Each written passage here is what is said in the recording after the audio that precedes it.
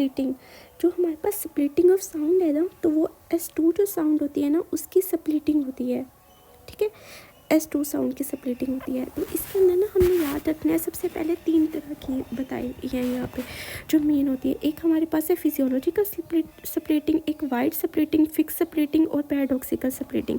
अब जो हमारे पास फिजियोलॉजिकल स्प्लिटिंग है ना, ये हमारे पास होती है इंस्पायरेशन के अंदर, ठीक है। इंस्पायरेशन के अंदर हमारे पास क्या होता है कि वीनस रिटर्न जो है वो हमारे पास इंक्रीज़ होता है, क्योंकि हमारे पास इंट्राथोरेसिक प्रेशर जो है वो कम होता है, ठीक है, तो वीनस रिटर्न इंक्रीज़ होता है, ठीक है, वीनस रिटर्न इसके अंदर इंक्रीज़ हो जाता है, ठीक है। तो उसकी वजह से हमारे पास इंक्रीज़ राइट वेंट्रिकुलर फिलिंग होती है, राइट वेंट्रिकुलर फिलिंग इंक्रीज़ होती है तो increase right ventricular ejection time होता है, तो जिसकी वजह से हमारे पास जो पल्मोनरी वेल्व है ना वो हमारे पास लेट क्लोज होता है, ठीक है। तो हमारे पास फिजियोलॉजिकल स्प्लिटिंग जब भी पूछेंगे तो उसका कॉज जो होगा वो क्या होगा, वो हमें कहेंगे delayed pulmonary valve opening is greater than, ठीक है, is greater than early closure of aortic valve. सही हो गया। तो यहाँ से फिजियोलॉजिकल स्प्लिटिंग से पूछते हैं कि ये कब होती है, इंस्पायरेशन में होती है। किस लिए होती है, क्योंकि इंट्राथोरेसिक प्रेशर ड्रॉप होता है, तो जिसकी वजह से वीनस रिटर्न इंक्रीज़ होगा, राइट वेंट्रिकुलर प्रेशर ज़्यादा होगा, राइट वेंट्रिकुलर जो फीलिंग वगैरह ज़्यादा होगी, तो राइट वेंट्रिकुलर स्ट्रोक वॉल्यूम ज़्यादा होगा, उसकी वजह से हमारे पास पल्मोनरी वाल्व जो है वो लेट क्लोज होगा। तो हमारे पास इसका कॉज क्या हुआ, delay pulmonary valve closure is greater than early closure of aortic valve, ठीक है।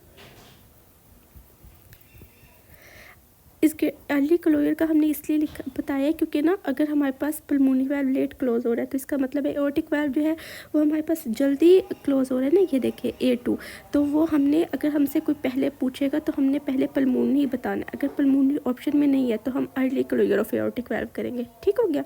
अच्छा, उसके बाद हमारे पास होते हैं वाइड होती है, और वाइड जो फिक्स स्प्लिटिंग होती है ना वो हमारे पास याद रखना है कि अगर हमारे पास कभी भी MCQs में आएगा कि वाइड फिक्स स्प्लिटिंग, तो वो हमने याद रखना है कि वो किसके अंदर होती है, वो हमारे पास होती है एट्रियल सेप्टल डिफेक्ट के अंदर, ठीक है।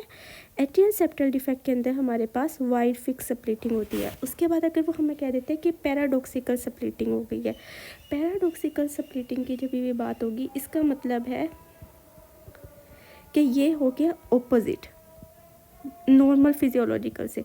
ऑपोजिट का मतलब ये हुआ है कि यहाँ पे अब जो एओर्टिक वाल्व है ना, एओर्टिक वाल्व वो जल्दी क्लोज हो रहा है अर्लियर, ठीक है। वहाँ तो हमारे पास था कि हमारे पास बल्कि हमारे पास एओर्टिक वाल्व डिले ओपन हो रहा है, सॉरी जो हमारे पास पहले जो यहाँ था ना, यहाँ पे हमारे पास एओर्टिक वाल्व जल्दी ही हमारे पास क्लोज हो रहा था, यहाँ पे हमारे पास ये डिले क्लोजर हो रही है, ठीक है। और पल्मोनरी वाल्व ऑपोजिट है ना, यहाँ पे हमने पढ़ा कि ये ऑपोजिट है, तो पल्मोनरी वाल्व यहाँ पे जल्दी जो है वो हमारे पास क्लोज हो रहा है, ठीक है, अर्ली क्लोज हो रहा है यहाँ पे, ठीक है। तो हमने ये याद रख लेना है। तो पैराडॉक्सिकल जो होगा ना ये होगा, और ये हमारे पास होता कहाँ पे, ये हमने पढ़ा था ये इंस्पायरेशन में है, तो ये हमारे पास एक्सपायरेशन में होगा। इंस्पायरेशन में क्या हो रहा है, एक्सपायरेशन में क्या हो रहा है, और फिक्स स्प्लिटिंग कब हो रही है, ठीक है। ये सब हमारे पास MCQs पॉइंट है जो हमने डिस्कस कर लिए। नेक्स्ट हमारे पास है